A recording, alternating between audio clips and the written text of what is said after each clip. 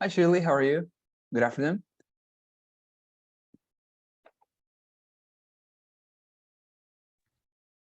Hi, good afternoon. I'm Good good, afternoon. thanks. How are you? Doing pretty well. Doing pretty well. The climate has been better today when compared to yesterday and the previous days. So at least they didn't rain, and therefore, of course, it is better, right? Tomorrow there is a very interesting event going on in the city.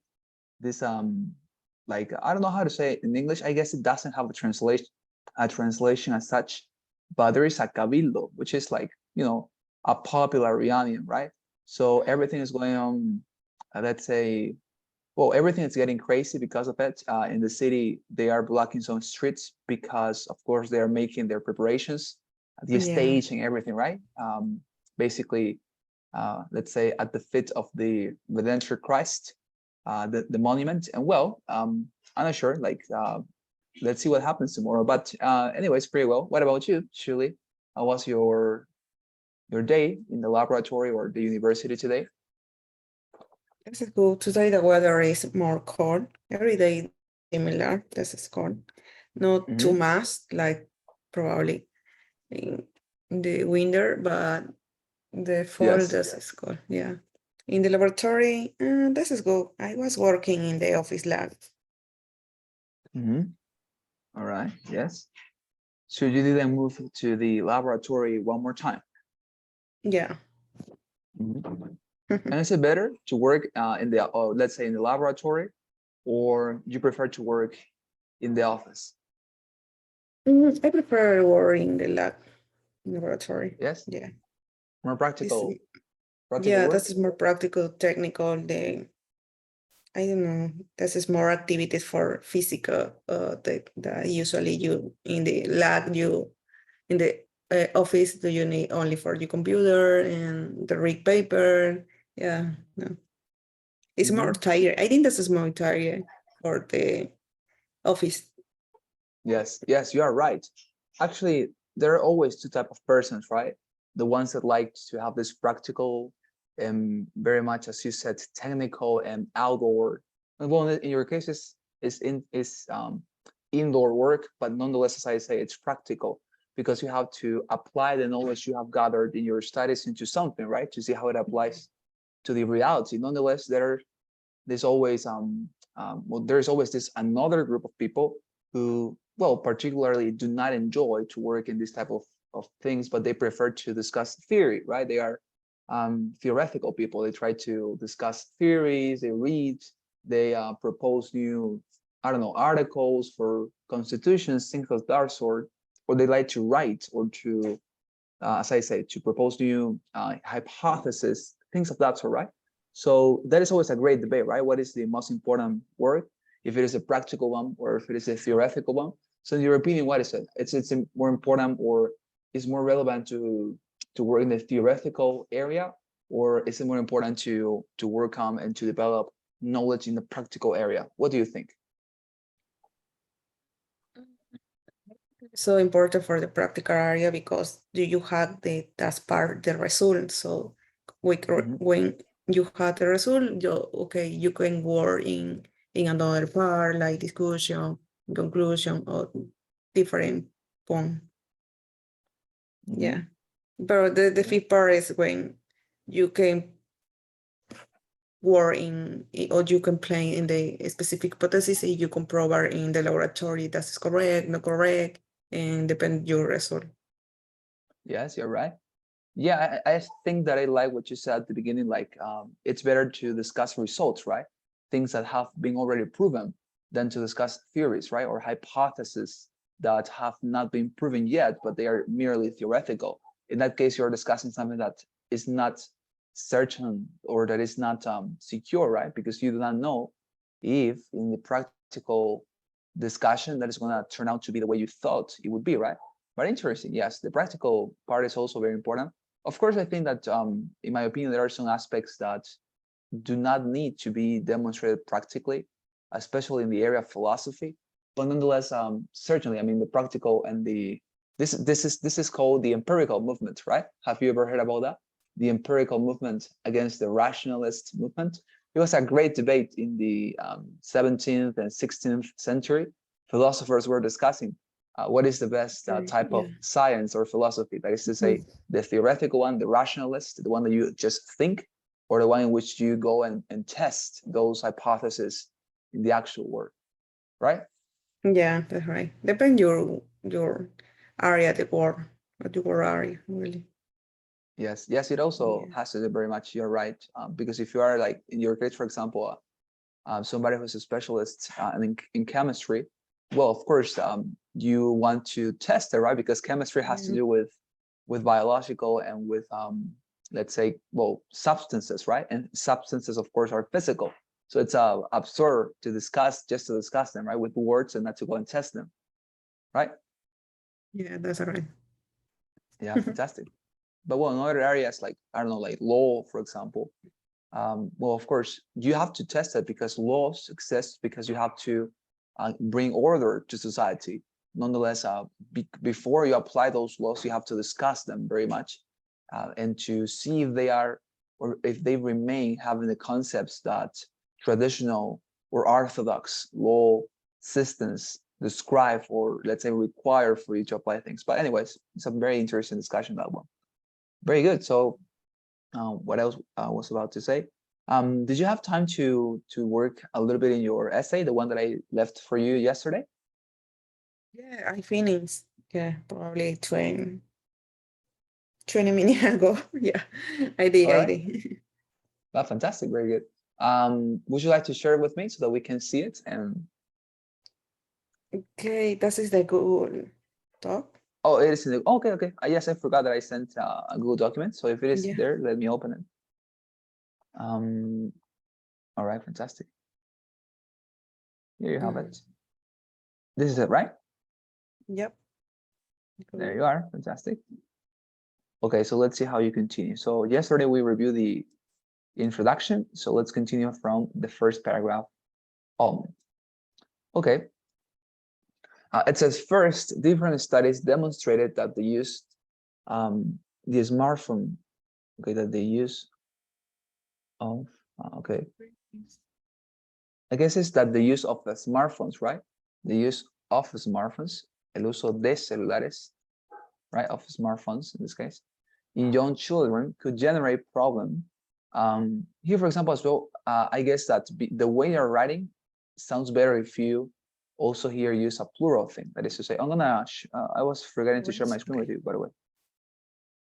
Yes, I'm gonna share my screen so that you can see. I was saying that, yes, I mean, like here, for example, I corrected this part when you said different studies demonstrated that the use of smartphones, and here you have written the use the smartphones, right? But the use of smartphones, the telephones, right?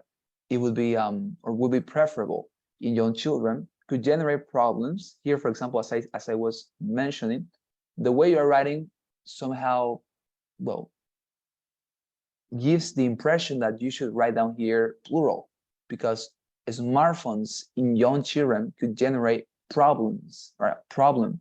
Because if you're going to say just a problem in a singular manner, you will have to add here a problem, right? Like this. Could generate a problem in mental health. But if you're going to write it like this without the A, then as you do not have that article, it's better for you to say or to express this item in plural. Generate problems in mental health, such as, for example, okay, this is very good. So here I want to add here this very little detail, and it's that when you write down such as, for example, this expression that is very good, for example, such as, for example, before you write down such as, remember that always it's very important to locate a comma demonstrating that you are about to give some examples. So as you can see, for example, in this case, such as is prefaced by a comma. In mental health, such as, for example, there you continue, right? Such as, and then, well, you go for the items. In this case, such as, for example, stress or anxiety. In this case, it's very good because you didn't use the comma, right? Because in this case, your series or your group of items does not have more than two elements, as we had discussed yesterday. And in this case, as it just have, excuse me, only two items, well, it's not necessary to use comma, but very good here.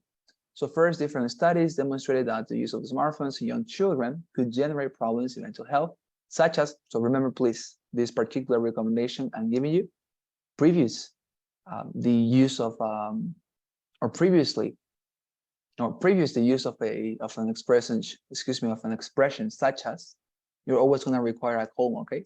In mental health, comma, such as, for example, stress or anxiety. And in any particular case, you are, well, thinking to use such as, remember, always a comma prefacing it, okay? Very good. Moreover, here, very good, the connector, además, after a period and before a comma, very good. This could cause a problem in the academics if the time of use is excessive. Very good, fantastic. Secondly, according to psychologists, so for example, here again, according to psychologists, so here, if you want to say, de acuerdo a psicólogos, you have to, of course, as I say, include here the S. But if you want to say, according to one particular psychologist in singular, it's necessary for you to add the expression a un psicólogo, right? Because you cannot say according to psychologist, but to a psychologist, a un psicólogo. So as I say, you have to determine when you are writing this, what type of expression would you like to use? If plural or singular. If you're going to use plural, then always add the S at the end of the word. And if you're going to use singular, remember that you have to use an article. If this were a word that, I don't know, starts with a vowel, then you have to use M, right, instead of A. But as this word psychologist does not begin with a vowel, well, of course, you're not going to use M, but A. According to a psychologist, early and excessive smartphones, for example, here, smartphone use, okay? Early and excessive smartphone use in children results in limited emotional management, very good, as well as not responding adequately to social activities and isolation. So for example, here, as I told you, look at, for example, this expression. You have activities and isolation. Here, your series has merely two particular items, activities and isolation. So as you don't have more than two items, you are not necessarily going to use the comma, but you can erase it, okay? So as I remember you, when you have more than two items in the series of things, activities, for example, could be activities, let's say, oh, and here it's activities. Activities, I don't know, games. In isolation, that could be, because think about this series of things. You have more than two items. You have activities, games, and isolation. But nonetheless, as the way you wrote it was activities and isolation, then of course, your series merely has two items, and therefore you are not going to use the comma, okay? So let's see, in conclusion, I would like to say that parents should control the appropriate use of smartphones and to limit the time of use among young children. Very good, here, young children. So I like the arguments, I think they are very much illustrated and they seem to be very rational, and I think that they're well supported. The information seems to be accurate here. So if I read this, I wouldn't hesitate that the information you're using is true, is honest, and especially here, well, with regard to the facts that you mentioned, right, before giving your opinion. Very good. Now, the only thing that for me here is lacking to the essay is, as I told you, the illustrations. I think the illustrations are tremendously important, not only for convincing the reviewer that your position is actually right and correct, but also because you need to have more words. Remember, for example, let us see how many words you wrote. I want to see. I don't think that this is 300, so we have to check it out. Let's see, words calendar, this one. And let's see how many words you wrote. In this case, you wrote 149. So remember that the minimum quantity of words, just the minimum, think about it, is 300. So in this case, you need to certainly augment your quantity of words very much because, as I say, they are at least waiting for you to write 300. It would be ideal if you write more than that, 400, 450. So yeah, you have to keep an eye on this particular factor, the quantity of words, because 149 wouldn't be sufficient. So as I say, how can you improve in that regard? Well, by adding the illustrations. For example, I think that these arguments are very good for illustrating. Let's say in this case, you're saying that the excessive use of smartphones in children provoke stress and anxiety. So for example, you could have said, right, as an illustration, I have a cousin, right? I have a cousin who who is, I don't know, let's say 10 years old or so, has become an addict to online video games. As a matter of fact, let's say his parents decided to offer him on a smartphone for him to, let's say, for him to succeed in academics, in his academic studies. Nonetheless, because of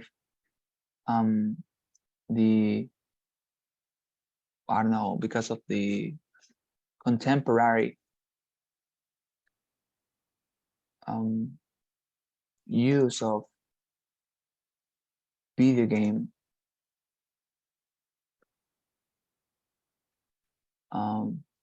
platforms, found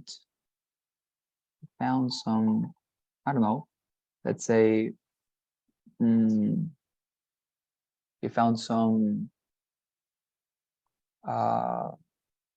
interactive games to be more attractive,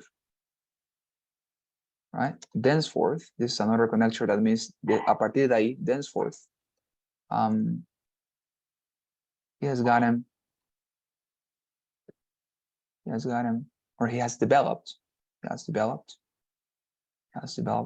some problems with his behavior and attitude. He became more hostile, let's say reckless, and I don't know, disobedient with his parents, right? Something like that, dear Shirley. So for example, as you can see, of course, this is a made-up illustration, but nonetheless, given that your argument was that this provokes in children some sort of effect, or well, let's say some sort of natural effect in directing them to feel stress, anxiety, and to change their attitude and to have a low performance in their academics, well, I am illustrating that you have a cousin, right? I have a cousin who is 10 years old and has become an addict to online video games. As a matter of fact, his parents decided to offer him a smartphone for him to succeed in his academic studies. Nonetheless, because of the contemporary use of video games platforms, he found some interactive games to be more attractive. Thenceforth, he has developed some problems with his behavior and attitude. He became more hostile, reckless, and disobedient with his parents. So as you can see, this illustration is personal and it's very specific. You're talking about your cousin who is 10 years old. And you're talking about how he became an addict, although his parents offered him a cell phone for him to succeed in his academics. Nonetheless, he found some video games and platforms to be more attractive. And because of that, he developed some sort of attitude that is, of course, contrary to a healthy and desired behavior. He is reckless, hostile, and disobedient. So you are illustrating your point, and look at it, you are augmenting a lot of words to your essay. So that is exactly what you have to do here in the second argument, to offer an illustration that is personal and specific. By doing so, your word count is going to augment, and also your essay is going to be more compelling. Do you have any question here, Shirley? That's okay. I have a question for the review before. Okay. When is correct when you, in another case, usually don't use the off, but when is correct the, for example, in the first paragraph, when you correct the use of smartphone? The use of smartphones, yes. So Yeah. basically the word off here, yes, continue.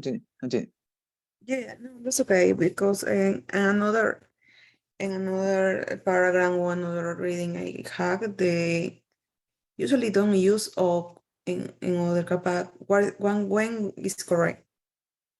Okay. So well, in this case, the meaning of the word of here, for example, demonstrated that the use of smartphones, of course, is de, right? Of the smartphones, de celulares. So I would say that the correct use is whenever you want to express well, a sentence that has a particular structure, de algo. The use of I don't know, of pens, the use of I don't know, the use of computers, the use of music, the use of speakers, the use of things of that sort. So the meaning of the word of here is de. So you are gonna use this word whenever you want to express something like that. El uso de algo, the use of clothes, the use of movies, the use of theater, the use of cars, the use of things, right? So that is the way you use of. That is, I mean, I don't have here a particular illustration to say, in this case, you cannot use it, because as I say, this is simply an article that helps for that purpose, de algo, right? To demonstrate possession, el uso de algo, de teléfonos, de computadoras. So as I say, it's a matter of identifying where could you add this expression. And actually a good exercise maybe would be to think it in Spanish.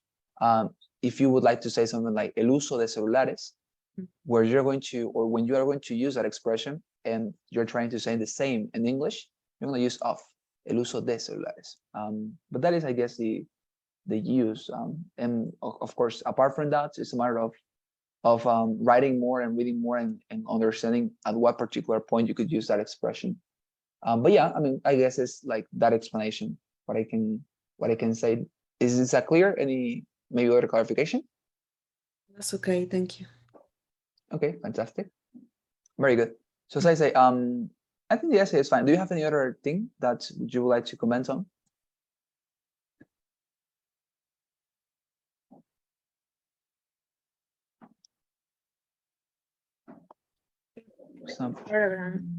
In specific, in the first, you need a contractor in the topic, or I know that you need to clarify your point or your segment, but Mhm. in the first line, we have the topic and we have the another point. But do you need contractor the idea, or is not necessary? No, that's the first part, and the begin and the Okay, here. before. Yeah, this. Yes. So the question is like, is it necessary to add the facts to the introduction, or what is it? Yeah, for the introduction, do you need only your point o como tu punto de vista solamente, o necesitas como tener otro punto o contradecir tu idea? No, not at all. In this case, not. That let's say exercise of contrasting ideas, contrastando, is just it's just for the first type of essay. When we have discussed, do you remember the integrated essay in which you had to contrast the reading passage with the listening passage? And the reason we did that in that particular type of essay was, as I told you, because we were trying to demonstrate that they opposed each other. But in this case, even that you're not opposing anybody, it's not necessary. The only thing is that you are expressing your own opinion and you are defending it. So the only thing you're going to include here is your opinion and no more than that. You don't actually need to care about the other position in this introduction. Maybe, of course, you can make a reference to the other position during your essay. For example, in this case, the question was, should parents allow... Likewise? Yes, likewise. Word, excuse me? Yeah, that's correct, because we had como another point, another position. Exactly. That is necessary or no? No, not necessary. I mean, as you were mentioning, there is another position, yes. But as I say, maybe what you could do if you want to talk about the other position would be to make a reference at some point in your essay and to say people who argue that to give cell phones or smartphones to children is a positive addition to their lives should think about this, right? And to demonstrate that they are wrong. But let's say that is not a focus of in your essay. The main objective and goal for you is to demonstrate that your position is true, not to criticize the other one. But of course, at some point, maybe it's natural for you to include a criticize or a critic of the of the other position, of the contrary position in this case. And of course, that is completely legal and fine. That's actually, as I say, positive. If you make it when you are finalizing a point or an argument and you want to demonstrate that they are wrong, right? It is completely fine. Okay, I got it. Yeah, thank you. All right, my pleasure. So, but that is merely, as I say, a plus. It's not necessary. The priority here would be to defend your position. And when your position is well defended, well illustrated, then you can think about, well, I'm going to criticize the rest, right? That would be fantastic. Of course, if you have enough time, now that you have finished, let's say, to sell your charque, cuando vendiste tu charque, recién, right? That would be the point where you're going to say, okay, now I'm going to criticize the others, right? That will be fine, as I say, but nonetheless, at some point, sometimes it's natural to criticize the contrary position. So do it, of course, without any worry that it is illegal or that shouldn't be done. No, it should be done whenever it is natural, right? Very good. But I think the essay is very good, as I say, especially because of the arguments. I think that you understood the structure and here the conclusion as well. I would like to say that parents should control the appropriate use of the smartphones and limit the time of use among young children. Maybe what I would recommend you in this conclusion as well, usually, would be to make it a little bit more specific. Remember that when I wrote my conclusion for the essay that I show you as an illustration, I said, right, something like parents should obligate or should, let's say, command their children to read 2 times what they watch on the TV. So in this case, maybe you have done a more, let's say, particular and specific conclusion by saying something like, I would like to say that parents should control the appropriate use of the smartphones and to limit the types of use among young children to a maximum of 3 hours, something like that, of 3 hours. Notice, for example, the use of off in this case, máximo de 3 horas, de 3 horas. So here's correct to use off because de 3, right? So to limit the time of use among young children to a maximum of 3 hours. As you can see, when I am making it more specific, it sounds better because it seems to be more compelling, because when you make generic commentaries, they always go about to be, I don't know, unperceived because they are generic. But when you are specific, it's very difficult to ignore something because you are saying, well, if this person is really specifying and focusing on something and, well, being super specific about a detail, well, it must be because he or she has a reason, right? So you pay attention to that. So as I say, as specific as you can make it, fantastic, okay, and better for you. With a detail like this, it's just, let's say, it receives life, the conclusion, because you're saying to a maximum of 3 hours. It's a very specific recommendation, okay? Okay, perfect. My pleasure. Okay, so very good. I'm gonna save this for me. You can also, of course, if you want, you can complete it. If you want, you can just practice by yourself later in other essays. I sent you the, did I send you the, oh yes, I know, oh no, I didn't. Okay, so I wanna send to you, there's a website that I'm going to share with you right now. And actually it's very good that I'm going to share it now, because from now on, we're going to be discussing the speaking section, and we're going to be focusing on the first task of the speaking section, which is the most difficult one. And as I say, it's something very important for us to discuss this before we finish our classes, because that is the rest of the material that, well, that Executive English has decided is appropriate for you to learn. So as I say, there is a website I want to share with you that contains a lot of topics for you to write down essays as the ones that we have practiced, especially as I mean the second type of essay, the independent essay. So let me share with you this. This website is very good because it contains a lot of topics that are personal and general. So if you get into this website, you're gonna find, for example, this one. If you open it, you're gonna find questions like this one. Do you agree or disagree with the following statements? People should be fined when they do not wear masks during a pandemic. La gente debería ser multada al no usar mascarillas durante la pandemia, right? So you could write down an essay responding to this topic, right? Well, it has been demonstrated that COVID is actually not a very dangerous or significant disease. Moreover, people who have been wearing masks have suffered from different diseases in their respiratory system. Therefore, or accordingly, I believe that people should not be fined because of not wearing masks in public. I think this way because of the following reasons, and you continue writing your essay, right? First of all, because and you give your illustrations, etc., or the contrary position. But use these statements in order to practice. And now you're going to find, as I told you, very much advantageous for us that that this type of questions also work for the independent task of the speaking section. So now the rest of our classes are going to be focused on the speaking section of the TOEFL exam, all right? And I'm going to teach you how to prepare yourself for the first question of the speaking section that, as I say, is the most difficult one for some factors that we're going to discuss together. So let me open this and let us get into that topic, okay? Fantastic, here we are.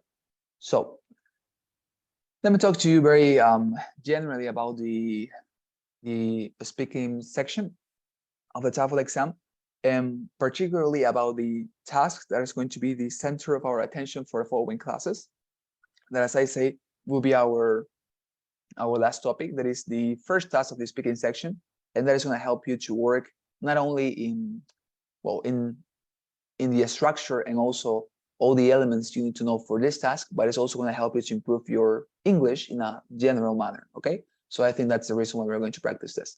So just for general knowledge, the speaking section in the TOEFL exam is designed to measure your ability to speak English effectively in academic settings, all right? And it's composed of 4 different tasks or exercises. But by task, I mean an exercise or a question, okay? 4 different questions, 4 different exercises, or 4 different tasks is the same. And these tasks resemble real-life situations that you might encounter both in and outside of a classroom. And as I said, you're going to have, although you're going to have 4 different tasks in the speaking section, these 4 speaking sections divide themselves into 2 different types of questions, all right? Although you have 4 different tasks, there are just 2 types of questions in the speaking section. The first type of question is just for the first task, and is the one that we're going to be discussing from now on. And that type of question is called independent speaking task. And maybe that's the title seems super familiar to you because it's exactly the same title of the second task of the writing section. You remember the independent essay. And in this case, the first task of the speaking section is called the independent task. And of course, they are very similar. And that's the reason what I told you, the link or the website that I just sent to your WhatsApp is going to be super useful for you for the following weeks and days when you practice this as we continue with the classes and when we finish them, because it's going to be a material for you to practice 2 exercises, the writing section and also the speaking section, okay? So as I said, the first type of question in this, the first type of question in this speaking section is called independent question and only belongs to the first task. That is to say, the independent questions, you are only going to receive them when practicing and when performing on the first task of the speaking section. The other type of question that is called integrated question, you are only going to find them, or excuse me, you're only going to find it in the second, third, and fourth task of the speaking section. So as I say, it's very important for you to understand that the second question, the third, and the fourth question are going to be always very similar because they are going to be integrated. They are going to be following a same pattern and structure. But we're not going to discuss that right now, but we're going to focus, as I told you, in the question number 1 or the task number 1, that is the independent one. And that is going to be our excursus for the following weeks. So very important as well, you're going to be writing notes throughout this section. But as I said, you're going to be learning that by yourself and also in the TOEFL classes as well later. So let us get into the question itself or into the task itself so that you can understand it. So in your first task, as you can see, that is called independent speaking task, you will be required to say your opinion on a general topic and you will have to defend and sustain it, just as you did in the second task of the writing section. That is exactly going to be the same for this particular section, task number 1. You are just going to give your opinion and you're going to defend it. Of course, in this case, you're not going to write down an essay as a response to the question, but what you're going to do is to speak your response, of course, in a very, very limited time. Trust me. You will have to finish this task in this timing, which breaks down to the following. You're going to have 15 seconds to prepare a response, to think about arguments or illustrations to support your particular position, and you're just going to have 45 seconds to deliver that response that, as I say, conveys your opinion on the topic, right? So you maybe are able to see now why is it that many test takers consider this to be the most difficult part of the exam, because you don't only have to, of course, speak. That is always a very difficult exercise for test takers, but you also have to do it in a super limited time, that is 45 seconds, all right? And just 15 seconds to think about what you're going to say. In the writing section, at least you had 30 minutes and you could, for example, thought about the response for 10 minutes if you wanted, and to write down your response in 20. But nonetheless, in this case, as I say, you just have 15 seconds to think about your response and 45 seconds to say it. So you are struggling and let's say fighting against time very much. And that is going to be a lot or very much challenging for you. Okay, so please let us remember that. But as I say, this is basically an equivalent of the writing section task number 2. But instead of writing your response, you're going to say it in 45 seconds. All right. So let me show to you examples of this, and I know that you're going to understand me way better. Okay. Do you have any question maybe about the general aspects of the speaking section before we get into the particular examples of this one? How much is the time for this part? Because do you have 1 minute only for the answer? Yes. Yeah, very good observation. Actually, this is the shortest part of the exam, and the speaking section lasts for approximately 20 minutes. 20 minutes. Of course, if you compare that to the other sections, the reading section and the listening section, they last for 1 hour approximately, and the writing section as well for 1 hour approximately. So yes, it's certainly the shortest section. But trust me that you're not going to feel it that short anyways, because from the second task until the fourth one, as I told you, you are going to receive material from ETS to discuss. And that is going to take a little bit more time. Nonetheless, for this question, for the first one, the first task, it is super, super rapid. It's going to be a flash. You're not even going to feel it on the day of your exam. You're going to say, hey, I just prepared months for this very tiny moment. And yes, you're going to feel it like that because it's super, super rapid. As I say, it's a flash. You receive the question, you think about it, and you respond, and that's it. And you never look at it again. You continue with the other tasks of the speaking section. But as I say, you have to prepare very much for this one because the time is going to be very, very much problematic. But yeah, it's super short, 20 minutes. Any other question about the section? It's okay. Okay, so let me show you them the example. Okay, by the way, I wanted to show something before we get into the examples. Let me get into the simulator that we have so that I can show you how this will look like on the actual exam, right? Because I think it's very important for you to be familiar with the menu and with what is going to be the, let's say, the landscape or the what you're going to be seeing on the screen. I think you understand me. It's difficult to look for technical words, but the point is that what you're going to see on your screen is going to be very important for you to be familiar with, because if you are not, you're maybe going to get confused. But let me show you what you're going to be seeing. It's mode, and here, start a session. So for example, look at this. This is how the first task looked like. Here you have the instructions on one side of your screen, and on the other side, you have your question. So let me show you, for example, the instructions. It says you will now be asked to give your opinion about a familiar topic.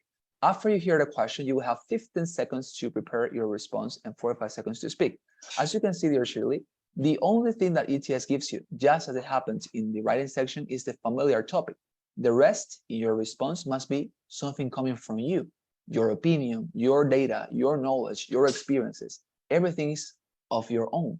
The only thing that you receive from ETS and you have to respect is the topic. They give you the topic to respond about, but the rest, what you're going to include in your response, your opinion, your data, your knowledge, your experiences, your illustrations, everything is of your own. It's your information, okay? You don't have to include anything in your response that, let's say, ETS obligates you to include. No, you simply have to respect the topic, but the rest is independent. That's the reason why this is called independent question, okay? So as I said, they're gonna give you the familiar topic, and after you hear the question, you will have 15 seconds to prepare your response and 45 seconds to speak.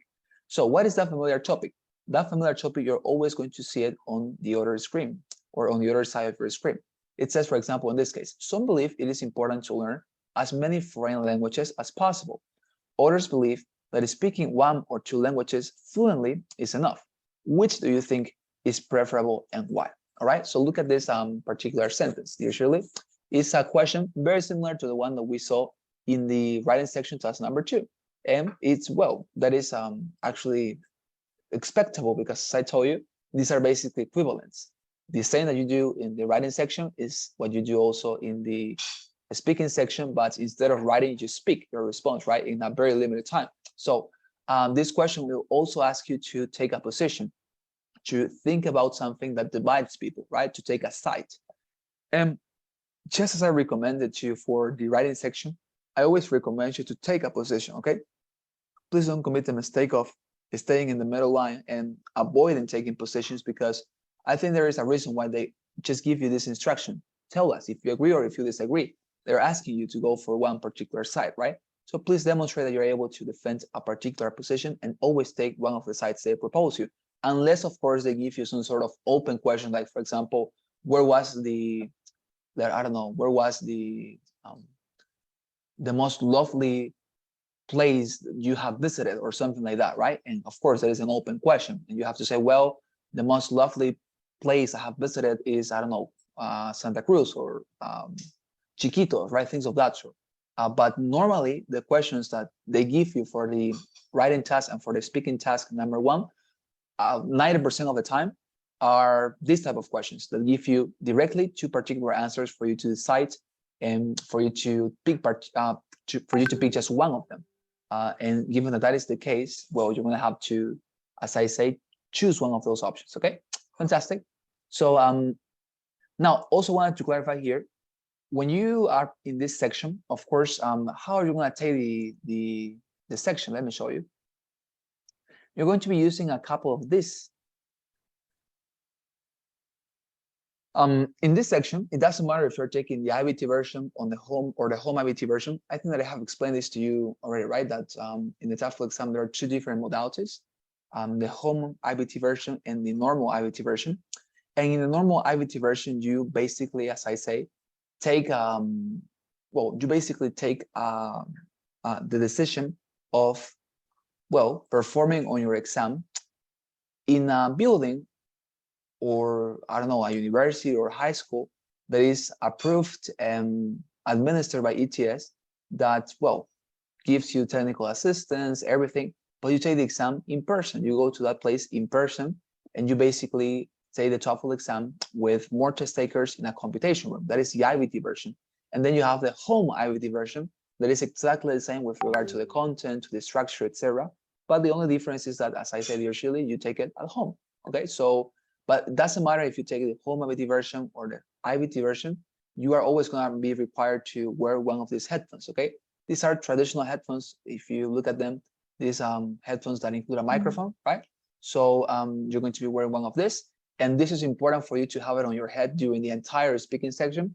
In my opinion, during the entire exam, I personally prefer to do so because maybe they can help you to avoid a little bit of the, noise and sounds that could be happening around you. So preferable to have this on your head during the entire exam. But for the speaking section, even more important it is to wear them because, as I say, these are going to be your greatest allies during the exam.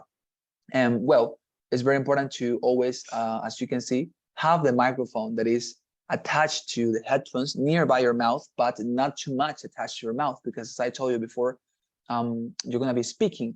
And as you're going to speak, of course, usually, if you have pay attention to your mouth, you will constantly make some noises when we are speaking, right? Like things of that sort, right?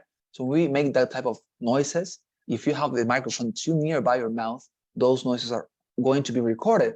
And of course, you don't want them to be recorded because if they are, then that is going to cause a lot of confusion in your reviewer, right? So as I say, the best thing that you can do is to have it in a considerable distance from your mouth so you can avoid that type of mistakes that are not actually part of the exam, but would be, let's say, some sort of,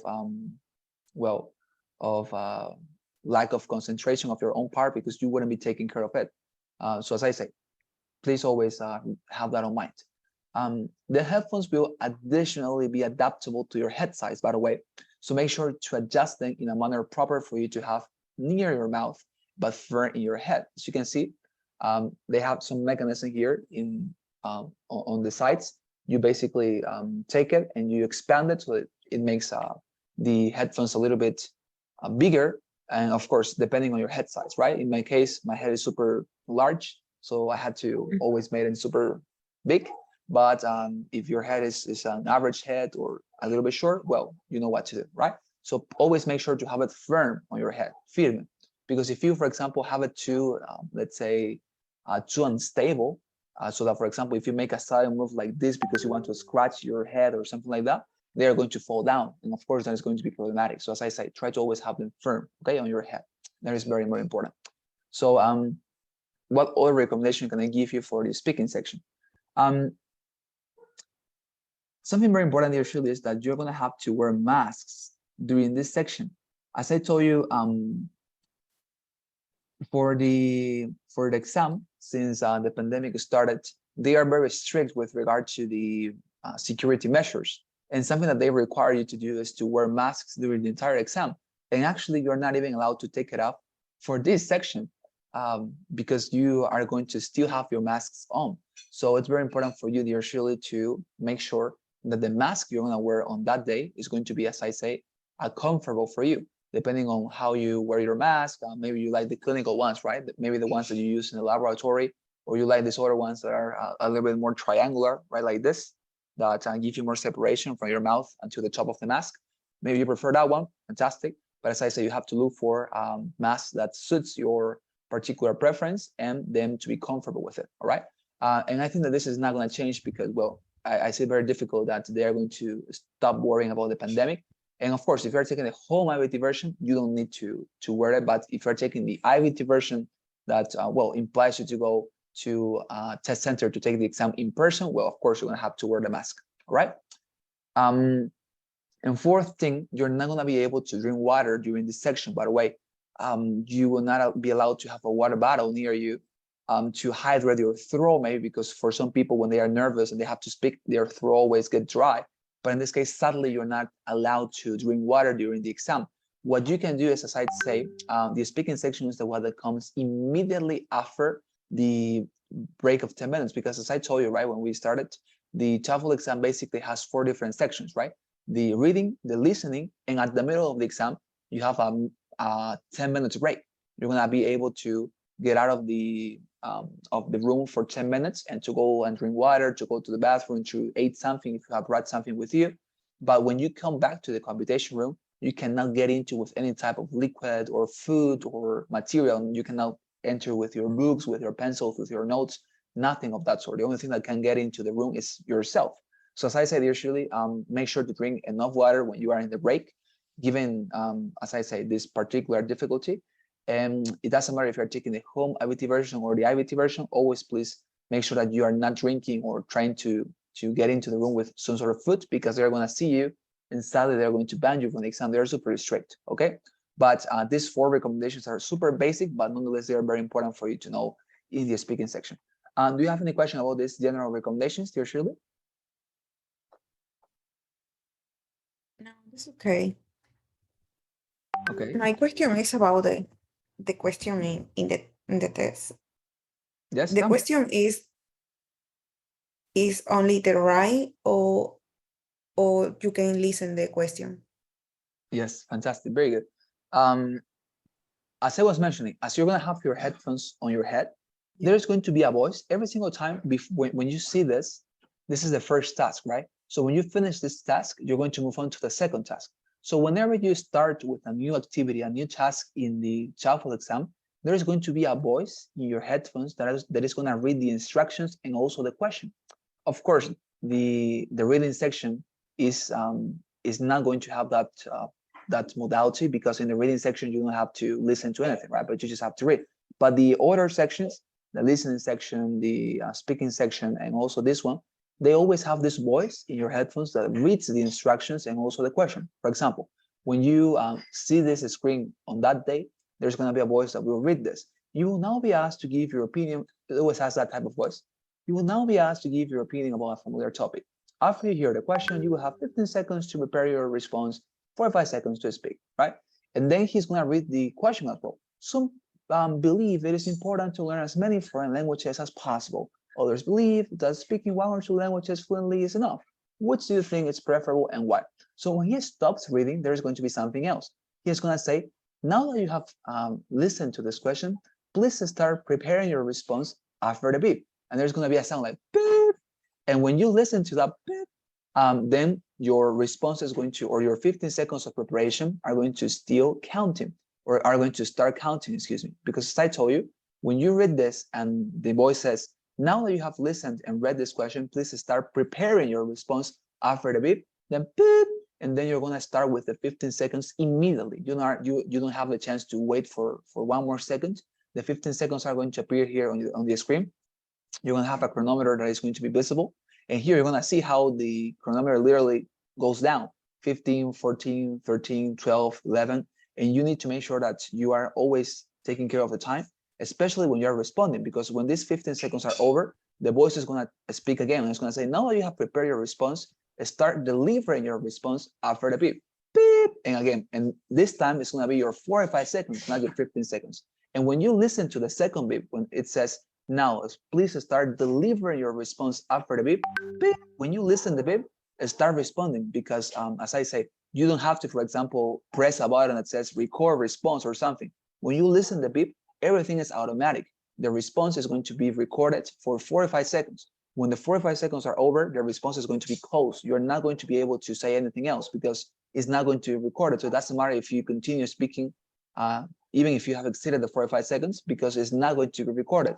But as I say, when you listen to the beep, the time is already counting. And when the 4 or 5 seconds have started, then you have to speak from that particular moment on, because your response will be already recorded.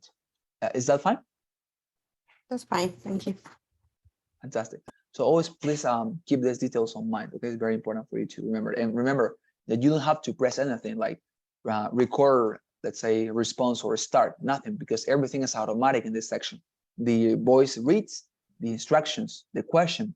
He basically warns you that the 15 seconds are about to start. He tells you that they have started. When the 15 seconds have finished, and he says something like, now that you have prepared your response, start delivering it now. Beep again, and then you start responding, because as I said, that beep, that sound is the beginning mark, and that is when you know you have to start responding. Okay, not later, but at that time. All right. Perfect. Thanks. All right, fantastic. So we're going to stop the class here. Tomorrow we're going to continue with the examples that I have for you. Don't worry, because I have some recorded examples. And also we're going to practice, okay, the structure and how to respond to this question. That is very similar to how we have responded also in the writing section, task number 2. So don't worry, there are no great changes. It's actually merely shortening the response a little bit because, well, because of the time, right? But fantastic. Let's stop here then for a while. All right, so I'm gonna take your assistance. Please help me, dear Shirley, with the traditional poll, okay, that we always fail. And I'm going to be taking your assistance. If you have any question, please tell me. I'm going to be glad to help you.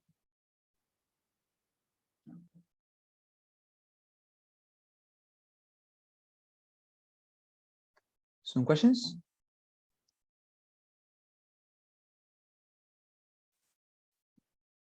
Shirley,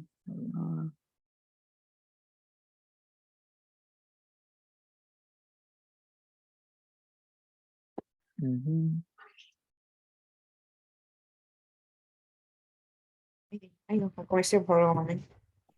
Oh yes, please tell me. Tell me. No, I don't have question for the moment. Oh, you don't have. Oh, you don't have. Okay, okay. Yeah, That's fine. sorry. All right, fantastic, great.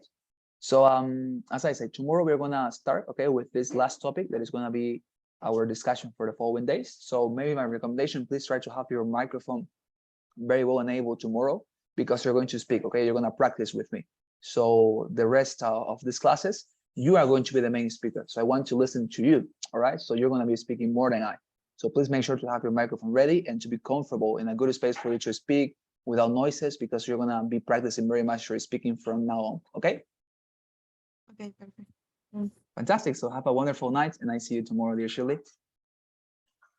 Okay, see you tomorrow. Bye-bye. See you tomorrow. Bye-bye.